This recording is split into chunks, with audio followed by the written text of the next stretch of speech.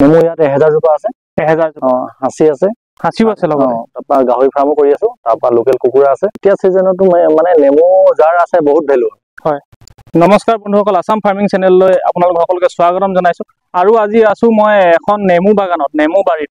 মানে সেই নেমু বাৰীত এজন ব্যক্তিয়ে, এজন দাদাই নেমু খেতি কৰি 4 বিঘামান নেমু খেতি কৰি বছৰি 3.5 লাখৰ পৰা 4 লাখ টকালৈকে নেমুৰ পৰা মানে ইনকম কৰে। আৰু লগতে আছে কুকুৰা পালন। আৰু মই সেই সবিশেষখিনি আপোনালোকক জনাবলৈ বিচাৰিম আৰু তেখেতৰ পৰা জানিবলৈ বিচাৰিম। সেই দাদাজন এই মোৰ লগতে আছে এইফালে, আৰু তেখেতৰ পৰা দুআষাৰমান জানিম। আপোনালোকে মোৰ ভিডিঅ'টো প্ৰথমৰ পৰা শেষলৈকে চাই থাকিব। তেখেতেই হৈছে সেই ব্যক্তি যিজনে নেমু বাগানখন কৰি আছে।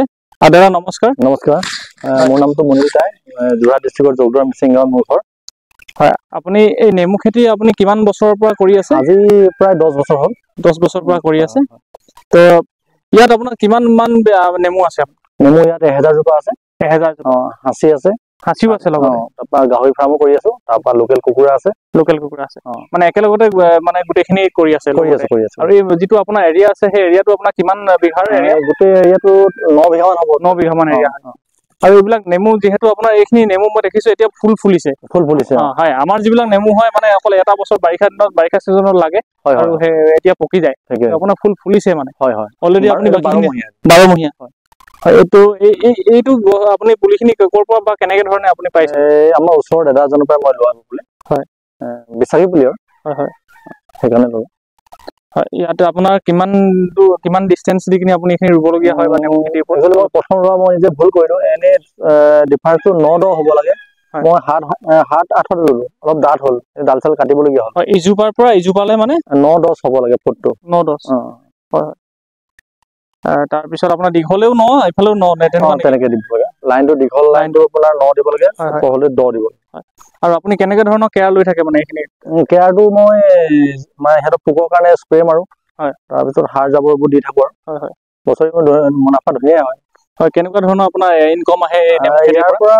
বছৰি 3.5-4 লাখ আহে। 3.5-4 লাখ অকল নেমুৰ পৰা? ইয়াৰ মাৰ্কেটখন কেনেকুৱা মানে? মাৰ্কেট বৰ ধুনীয়া। মানে এতিয়া চিজনতো মানে নেমু যাৰ আছে বহুত ভ্যালু হয়। এইটো চিজনত? এইটো চিজনত।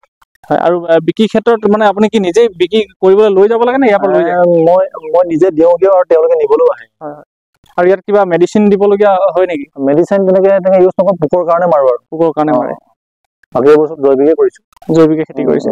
আৰু ইয়াত সাৰ বা কেনেকুৱা ধৰণৰ কি মানে কেঁচুসাৰ ব্যৱহাৰ কৰো, গোবৰ এনেকুৱা গোবৰবিলাক। হয়। আৰু যিহেতু আপোনাৰ ইয়াতে এজোপা গছৰ পৰা এনে ধৰক আপোনাৰ ইয়াত 4 বিঘা মাটি কিমান মান আছে আপোনাৰ নেমু গছ? 1000 জোপা আছে। 1000 জোপা নেমু গছ আছে। হয়। আৰু এই 1000 জোপা নেমু গছত আপুনি ধৰক কেনেকে চিষ্টেমেটিক ভাৱেতো আপুনি ছিঙিব লাগে নহয় জানো? হয়। মানে অৰ্ডাৰ মতে ছিঙে। আৰু নেমুটো এনেকুৱা এটা বস্তু হয় যিটো আপোনাৰ ধৰক বেয়া হৈ নাযায় গছত থাকিলে, নহয় জানো? লাগিলে পকি যাবহি, পকি গ'লেও তাৰ দাম আছে। ঠিকে হয়। এইটো চিজনতো আপোনাৰ নেমু দুটা মানে 20 টকাত 2টা নেমু দিয়ে নেকি? এতিয়া আপোনাৰ পাৰ পিচ নেমু 15 টকা, যোৰা 30 টকা তেনেকুৱা হৈ আছে। তো এইটো এটা মানে বাকী ফাৰ্ম বিলাকৰ তুলনাত, মানে বাকী খেতিৰ তুলনাত এইটো কি হয়, এবাৰ লগালে আপোনাৰ কেইবা বছৰলৈ হৈ যায় নহয়? মিনিমাম 20-30 বছৰলৈ হৈ যাব। 20-30 বছৰ হৈ যায়। তো সেইটো তুলনাত বাকী খেতিৰ তুলনাত এইটো অলপ প্ৰফিটে আছে, মানে সিমানখিনি কষ্ট নহয়। আৰু বেমাৰ লগাৰ চান্সটো ইমান নাই, নহয় জানো?